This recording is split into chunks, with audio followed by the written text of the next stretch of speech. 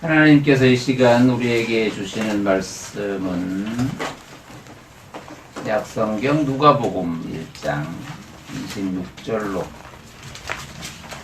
18절 말씀까지.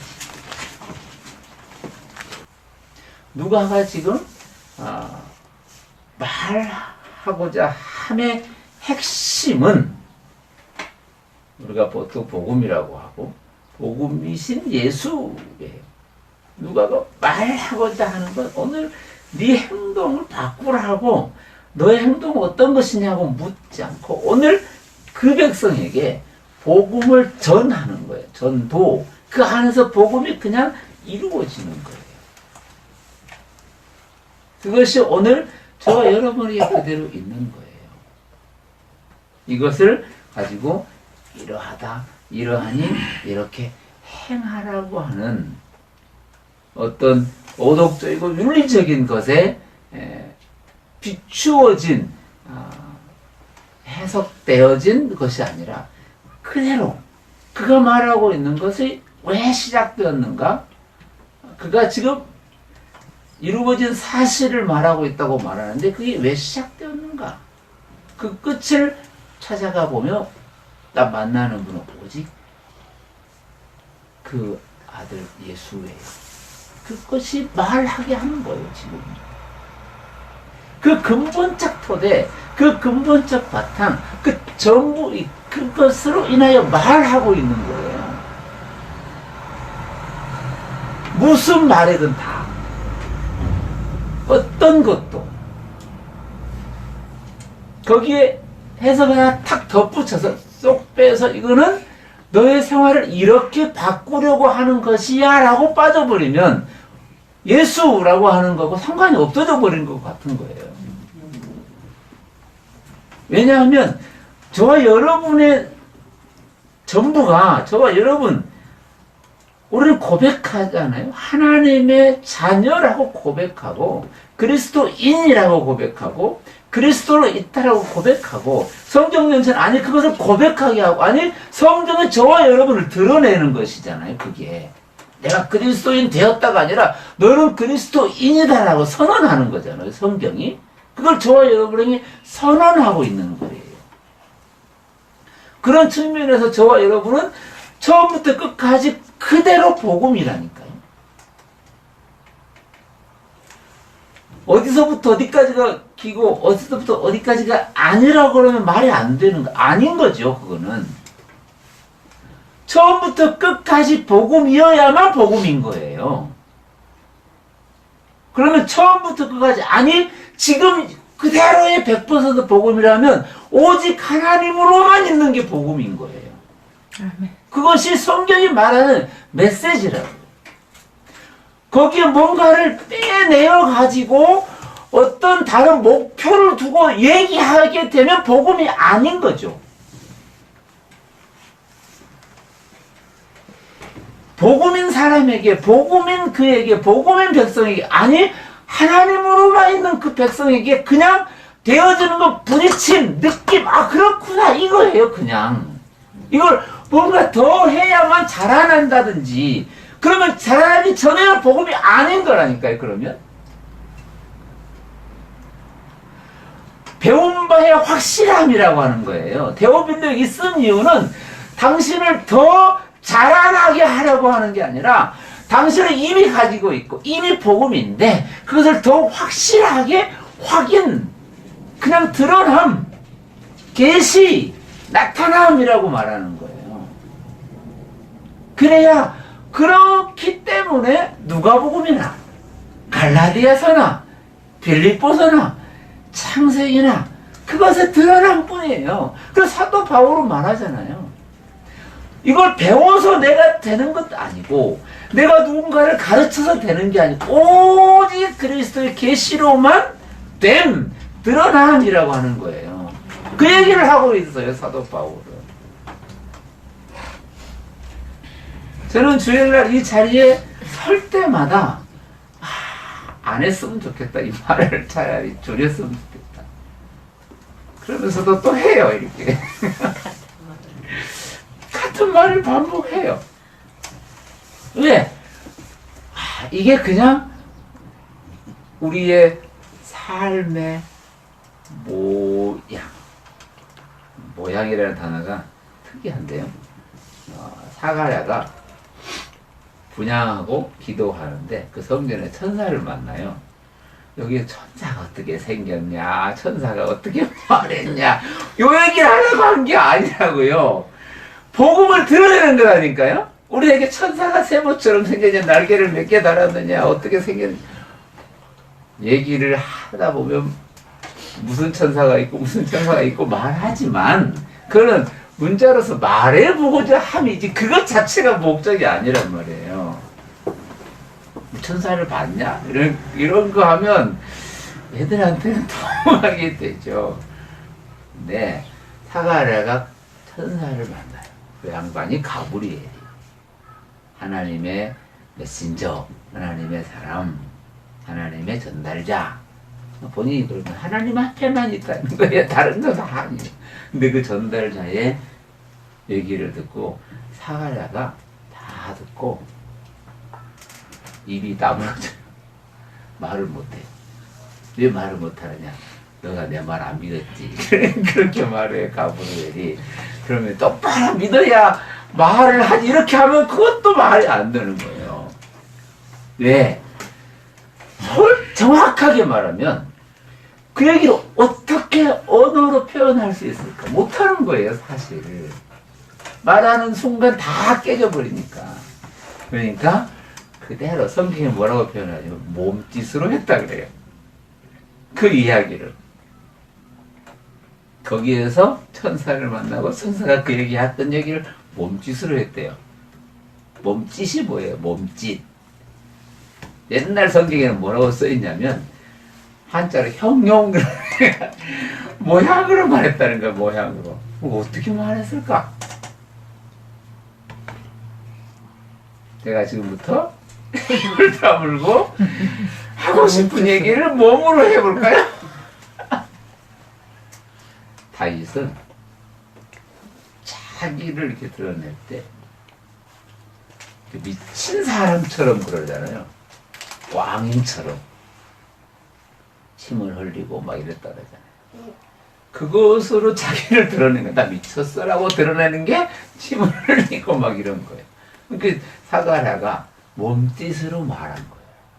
그랬더니 백성들이 제가 무슨 환상을 봤나 이러는 거예요. 뭔가 놀라운 일을 보면 설명을 못해요.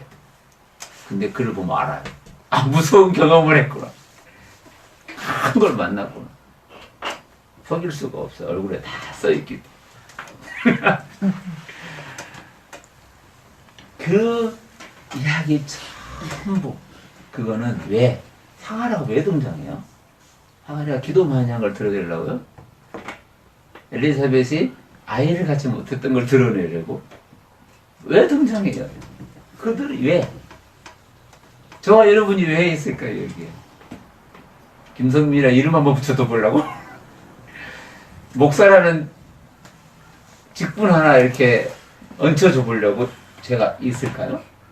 제가 없어도 수많은 사람들은 많으니까 꼭 굳이 있어야 될 이유는 사실 없긴 하죠. 우리의 삶이 그런 거예요. 우리가 왜? 가만히 생각하면 왜 우리가 드러나 있나?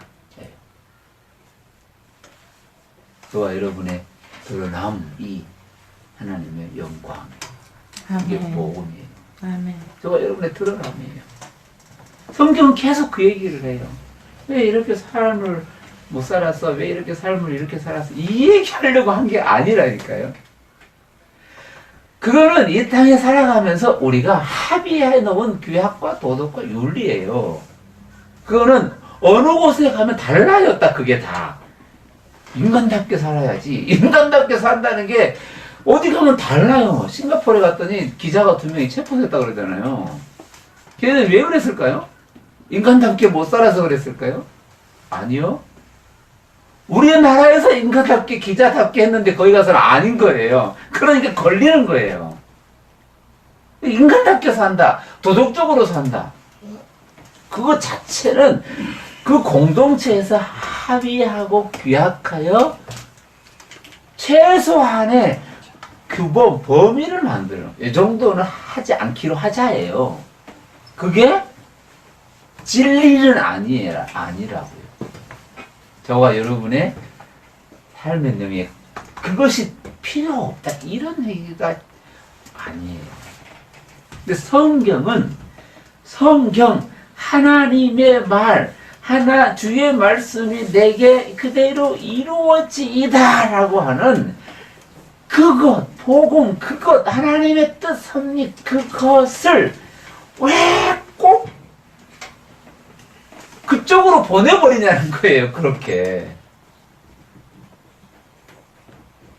저와 여러분의 삶의 자리에서 오직 있는 것은 계속해서 말하지만 성령으로, 하나님의 말씀으로, 평강으로 은혜 받은 자 있는 거예요. 우리가 가장 제가 그런 마음에서 오늘 굳게 결심하기 1절부터 차근차근 하나씩 읽어드리려고 생각했어요. 서두를 잡다 보니 또 한 30분이 갔어요. 저는 읽어요, 그냥. 읽고 반복해서 읽어요, 그냥. 그러면 반복해서 그냥 주어진 글로서의 말씀이니까 우리에게 주어진 최소한의 최선의 최적의 말씀으로서 우리에게 주어진 것이니 그 말씀을 이렇게 언어로 읽다 보면 말이 돼. 거꾸로 가요. 원래 머리의 생각에서부터 말이 쓰여지고 글까지 오잖아요. 글을 읽다 보면 그게 말이 되고 말이 되면 사유가 되고 그게 더 깊어지는 것으로 가는 거예요. 그냥. 왜? 이 말씀이 저와 여러분을 드러낸 것들이기 때문에 그래요. 이것이 꼭 누군가에게 기가 막힌 해석적 설명을 잘 들어야만 되는 게 아니고 다만 그나마 우리가 해볼 수 있는 건 이 단어들의 선택이잖아요. 우리 중에 되어진 사실 이것들을 이게 무슨 말일까? 한국말로는 뭘까? 이렇게 해보는 거지. 그것을 다른 뜻으로 번영시키지는 않는 거예요. 왜냐하면 이미 그 안에 문화를 담고 있는 그 어느 안으로 기록되어진 것들이니까. 그러니까 살펴볼 필요는 있긴 하는 거죠. 그런 차원에서 쭉 읽어봐도 다 저와 여러분 느낄 수 있고 알 수 있어요. 우리가 지난 시간에 보다가 뒤로 가다가 시간이 돼서 멈췄는데 24절부터 보면 사가랴가 이제 그 앞에 있잖아요. 22절에 그들에게 말을 못해요. 말을 잘하던 사람이 말을 못했어요. 백성들이 환상문주라고 깨달았는데 몸짓으로 뜻을 표시해요. 그리고 말 못한 그대로 살아요. 우리가 이렇게 뭐 표현할 때 안 되는 걸 너무 어려워 안 하셔도 됩니다. 나중에 다 알게 됩니다. 똑바로 말해봐 이렇게 안 해도 나중에 다 알게 돼요. 똑바로 말하면 더 몰라요. 정확하게 말하면 몰라요. 비유로 말해야 훨씬 더 나아요. 쉽거든요. 똑바로 말해봐라 그런 얘기는 잘 못 알아들어요. 그의 직무의 날이 다 돼서 집으로 돌아가요. 그리고 다 빼요. 얼마나 빼냐면 24절에 이후에 잉태해요.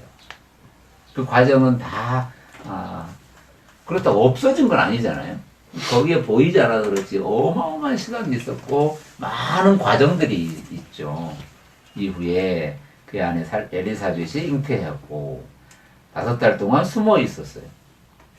왜 숨어 있었나? 5달 동안 숨어 있었어요. 갑자기 되어진 일이에요. 사가랴에게 몸짓으로 많이 들었을 거예요. 엘리사벳은. 그러나 그 몸짓을 또 다 이해했느냐? 그건 또 모르겠죠. 그러나 5달 동안 숨어 지내요. 그러면서 그가 하는 얘기가 5달 동안 숨어 지내고 그가 그 삶에서 하여지는 고백이에요. 저와 여러분의 삶 속에서 되어지는 고백들이에요. 복음으로 나타난 것들이에요. 그래서 이의 고백이 저와 여러분의 고백이라고요. 숨어 지냈다라고 하는 건 의지가 있긴 하죠. 안 나간 거예요. 다 설명할 수 없으면 안 만나요. 또 다 설명할 수 없을 때는 말을 못해요. 그것이 만나지 않았다, 사람과 멀리 했다라고 얼른 해석해버리기도 하잖아요. 우리 방구석에 계속 있었나 보다. 무슨 우울증에 걸렸나? 무슨, 잉태 우울증에 있나? 이렇게 해석을 해버린다고요. 그리고 그거를 바로 바꿔요, 윤리적으로. 혹시 힘든 일에서 밖에 사람 만나라고 그래요. 저희 심리학에서는. 상담사들은 그렇게 말해요. 힘든 일에서 방에 있지 말고 사람들을 만나. 성경에도 이렇게 나오잖아. 숨어 있었더라. 그러면 안 돼. 그냥 그것이 뭔가 하고 나를 돌아보는 것처럼 이 말씀을 묵상해 보는 거예요. 그래서 그게 나가야 된다, 있어야 된다, 만나야 된다, 안 만나야 된다. 그것으로 바꾸어 놓으면 다 틀어지게 돼 있어요. 저와 여러분의 삶의 그대로예요. 그냥 때로는 말할 수 없을 때 숨어 있는 것 같은 거예요. 아니 만날 수 없을 때예요. 아니 자기의 드러남에 도리어 부끄러울 때가 있는 거예요. 이게 모든 거예요. 모든 거. 사실은 우리 인생을 말해요. 그냥 우리 인생 자체가 드러내고 싶지 않은 게 훨씬 더 많긴 해요. 오른손이 말하게 왼손이 모르게 한다. 이게 뭔 말일까요? 드러내지 않음, 말할 수 없음, 숨어 지냄. 저와 여러분을 거꾸로 한번 싹 뒤져볼까요? 되돌려보면 사실 저와 여러분은 그 죄라고 하는 것에 그 안에 아까 우리가 이 멜로디에 딱 잡혀있는 것 같은 그 인생 즐거워 그 안에 갇혀있는 것 같은 거예요. 좀 더 이게 아니고 더 나은 자연스러움을 추구하는 것 같은 거예요. 어떻게 보면 엘리사벳은 잉태했는데 드러내야 돼요. 더 나타나야 되는데 숨어 있었어요. 그러면서 고백하는 거예요. 이제 저와 여러분의 삶의 고백이기도 하죠. 주께서 나를 돌보시는 날에 사람들 앞에서 내 부끄러움을 없게 하시려고 이렇게 행하셨다 해요. 이렇게 하나님의 세상을 이처럼 사랑하사 하나님이 이렇게 돌보시구나 해요. 저와 여러분의 고백이에요. 이 앞에서 이렇게라고 해서 딱 5개월만 이렇게 생각하게 하잖아요. 곧바로 잉태할 때부터 그는 숨어 지냈고 잉태할 때부터 그는 말하지 못해서 그 기간 동안 하나님이 지키셨다. 이렇게 딱 하면 여러분이 삶에 아픈 기간이 있는데 그 기간 동안 하나님이 돌보십니다 라고 말하면 앞에 인생을 안 돌본 거지. 그게 아니라고. 이렇게 처음부터 끝까지 지금 그 얘기를 그의 입으로 하는 거예요. 주께서 그리고 26절에 여섯째 달에 가브리엘이 등장을 해요. 가브리엘 많이 등장하지 않습니다. 한 4번 정도 등장하는데 여기에서 2번 벌써 등장을 하신 거예요. 훌륭하신 천사님께서 2번 당신을 내시는 거예요. 가브리엘이 하나님의 보내심을 받아서 갈릴리 나사렛 동네에 가서 다윗에서 요셉을 만나고 처녀 마리아를 만났습니다. 요셉을 표현할 때 약혼한 요셉이라고 표현돼요. 그리고 뻘진 처녀 마리아 이렇게 표현을 되는 거예요. 그에게 들어가서 이렇게 말해요. 28절에 은혜를 받은 자 평안할지어다 주께서 너와 함께 하신다. 은혜를 받은 자 평안 샬롬 충만 주께서 너와 함께 하심. 이게 다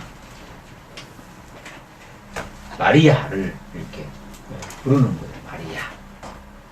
이 마리아의 어원을 추적해 하다 보면 저기 이스라엘 백성들이 출애굽에 나와서 만났던 그 쓴물, 마라의 쓴물 뜻이 마라의 쓴물이 마리아. 그래서 예수 곁에 항상 마리아만 있대. 그래서 저 십자가 옆에서 마리아가 있어요. 누구 마리아, 누구 마리아, 누구 마리아. 다 쓴물이에요. 마라예요, 마라. 그게 인생이에요. 저와 여러분이 있는 거예요. 쓴물로 있는 거죠. 근데 은혜 받은 자, 평강, 주가 너와 함께 하신. 은혜 받은 자, 살롬, 주가 너와 함께 하심. 이게 누구예요? 복음이에요, 복음. 다 저 여러분을 그냥 얘기하고 있는 거예요. 그걸 가지고 또 이제 이렇게 저렇게 딱 빼놓고 얘기하면, 천사가 세 가지로 알려줬다. 은혜 받은 자 따로 얘기하고, 샬롬 따로 얘기하고, 주께서 너와 함께 따로 얘기하면 다 흩어져요. 이게 뭔 말인지도 몰라. 다, 어디서부터 출발했다고요? 예수에서. 그 없이는 되어진 게 없는 거예요. 그가 없이는 되어진 게 없다 그러죠, 요한복음에서. 그가 있으니까 지금 우리가 말하고 있는 거예요. 그게 있음으로 우리가 말하고 있고, 오늘 살고 있고, 아니, 사는 게 그의 삶이라니까요. 사도 바울은 직접적으로 말하잖아요. 그걸 정확하게. 내가 산 게 아니다 그러잖아요. 내가 예수라고 믿은 순간 그 얘기를 하는 거는 내가 사는 게 아니라는 뜻이라고 그러잖아요. 그리스도가 내 안에 사는 것이다 라는 거잖아요. 그러면 모든 그리스도인은 다 그러하나예요. 천사가 이르되 마리아여 무서워하지 말라. 내가 하나님께 은혜를 입었느니라. 옛날에는 얻었느니라 그랬어요. 은혜를 얻었느니라. 은혜가 네 안에서 발견되었느니라는 뜻이에요. 은혜가 그의 나타나심. 은혜가 오직 그의 나타나심이라고 하는 뜻이잖아요. 왜냐하면 은혜라는 단어 뜻 자체. 그래서 우리가 은혜 그러는 거예요. 그 단어 안에 그게 속해 있는 거예요. 그걸로 말한 charis, grace. 그걸로 속해 있는 거예요. 이게 받을 자격이 없는 자에게 주어지는, 그 안에서 드러나게 되는, 확인되어지게 되는 하나님의 선물, 하나님이에요. 그게 은혜라고요, 은혜. 그렇게 단어 안에 그런 단어들이 있어요. 카리스, 헤세드, 그 단어 안에 그런 게. 그래서 은혜를 발견, 그냥 은혜를 내가 만들어내는 게 아니라, 그래서 어떤 목사님이 주는 것도 아니에요. 그런 것도 아니에요. 오직 그냥 은혜가 저와 여러분 안에서 발견되어지는 거예요. 왜? 그냥 그것으로 있는 거니까. 그러니까 마리아에게, 마라에게, 쓴 인생에게, 쓴물에게, 그러는 의미 없는 자에게, 여종이에요. 아무런 쓸모없는 자란 뜻이에요. 저 여러분의 고백이에요. 그것이 은혜 받은 자예요. 은혜 받은 자, 은혜로 있는 자, 은혜로만 설명하는 자, 그로만 있는 자. 그에게서 31절 같이 읽어볼까요? 31절 시작. 보라, 내가 잉태하여 아들을 낳으리니 그 이름을 예수라 하라. 할렐루야. 이게 지금 예수 그리스도의 이 땅에 오심의 실제성을 정확하게 때와 공간과 사람을 통하여 드러내고 있잖아요. 그러면서 그 실제 속에서 또 저와 여러분을 복음으로 드러내고 있잖아요. 그 안에서, 즉 은혜를 받은 하나님으로 있는 것으로서, 하나님으로서, 복음으로서, 복음이신 예수 그리스도, 마리아에게, 마라에서 예수 그리스도가 잉태, 그 안에 나고 그 안에서 태어남이에요. 예수! 저와 여러분으로 그의 영광이 드러나는 거예요. 이것을 의미화시키자는 게 아니라 이미 있는 그것을 실제적으로 확인시켜주는 거예요.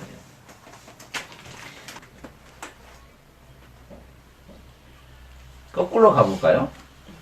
앞에서 이루어진 사실이라고 말했어요. 그걸 가지고 다시 와요. 다시 와서 어디에서 지금 멈췄어요? 예수에서 멈췄어요. 예수 잉태하여 아들을 낳으니 이름을 예수라 하라. 이미 이루어진 것에서 시작하여 다시 예수라고 하는 거기서 멈췄어요. 그럼 다시 여기에서 다시 출발하겠죠. 예수는 저와 여러분의 처음이요 끝이에요. 아니요, 끝이면서 처음이에요. 아니, 전부예요. 아니, 예수는 저와 여러분의 오늘이에요. 아니, 예수는 저와 여러분의 전부예요. 아니, 예수 그리스도는 저와 있는 모든 곳이에요. 예수 그리스도는 저와 여러분이 있는 모든 시간이에요. 예수 그리스도는 처음이요 알파와 오메가, 시작과 끝, 전부. 저와 여러분은 그 안에 있어요. 그러 여기 왔고 그러 여기서 있는 거예요. 지금 여기. 그러기에 우리는 있는 거라니까요. 그러기에 덧붙일 것도 없어요. 그러 여기에. 그래서 오늘 이 말씀, 그 예수는 큰 자가 된다. 지극히 높으신 아들을 할 것이고 주 하나님께서 그 조상 다윗의 왕위를 그에게 주실 것이고 영원히 야곱의 집을 왕으로 다스릴 것이고 인간의 왕 모든 것에 가장 천한 자의 가정, 가문, 사기꾼, 야곱이 사기꾼이라는 뜻이잖아요. 뒤꿈치를 잡았다는 거예요. 뒷발로 걸고 넘어졌다는 뜻이에요. 자기 형의 뒤꿈치를 잡았어 야곱이에요. 근데 한 번도 야곱은 자기 이름을 자기라고 부르지 않아요. 성경에서. 야곱은 언제나 그냥 살아요. 그러다가 딱 한 번 자기 이름이 스스로 My name is 야곱이라고. What's your name이라고 하나님 물으시니까 My name is 야곱이라고. 그게 멋있어 보이죠? My name is 사기꾼이라는 뜻이에요. 그게 저와 여러분의 인생이에요. 다 내 것 아니면 내 것처럼 사는 거잖아요. 단 한 개도 있는 거 있어요? 사실 따지면? 없어요. 실질적으로 따져도 내 게 없어요. 다 엄마 아빠 거예요. 따지면. 그러면 그 엄마 아빠가 자기 것인가? 아니요. 그도 그 어머니 아버지 거예요. 그러면 실제적으로 따지면 내 것 없으면 내 것처럼 사는 거예요. 그게 다 My name is 야곱이에요. 그 야곱의 가문을 지키신다 그러잖아요. 한번 잘 생각해 보면 진짜 그래요. 돈도 남의 걸 버는 걸 본다 그래요. 내 것에서 나오면 그거 버는 게 아니에요. 그냥. 근데 내 것이 있었을까요? 처음부터? 없었어요. 다 엄마 거 아버지 거 뺏어오고. 그렇다고 뭐 이렇게 저와 여러분이 다 도둑놈 이렇게 말하는 도덕적 단어가 아니라고요. 우리의 본질적 자리예요. My name is 사기꾼. 그걸 어떤 분은 분식 회계자 이렇게 불러요. 아닌 것처럼 해놓고 꾸며놓고 이렇게 한다고 말하는 거예요. 그건 사회적으로도 가장 크게 걸리는 거예요. 그렇다고 나는 분식회계라고 아니요, 다 그렇게 살아요. 그것에 걸려 넘어지면서 사는 게 아니에요. 안 그러면 못 산다니까요. 우리의 그걸로 맞춰놓고 살면. 근데 교회에서는 안 그러죠. 다른 데서 그거를 못하게 한다고요. 못하게 하면 못 산다니까요. 그게 우리의 본질적 딜레마예요. 그 안에 있는 거예요. 딱 그 안에. 그 안에서 우리의 삶은 쌓이고 쌓여 충만으로 가는 거예요. 그게 살게 하시는. 왜 사는 줄 아세요? 내가 잘 지켰기 때문에 사는 게 아니라 하나님의 은혜로 덮어버리니까 사는 거예요. 찬걸음 내딛는 게 은혜라고요. 완벽하게 출발해봐라 그러면 못 나간다니까. 절대 못 가요. 여러분, 가는 순간 안 되면 못 간다. 하면 갈까요? 못 가요. 그게 저와 여러분의 오늘이에요. 오늘. 그러나 말하고 행하고 교제하고 하는 건 은혜로 덮은 자, 은혜로 덮여진 자예요. 이게 저와 여러분의 오늘이에요. 오늘 지금. 내일 덮어줄 수가 있나? 내일이 언제 와요? 그 내일이 언제? 10년 후 내일? 모른다고요. 오늘 그는 언제나 덮으신다.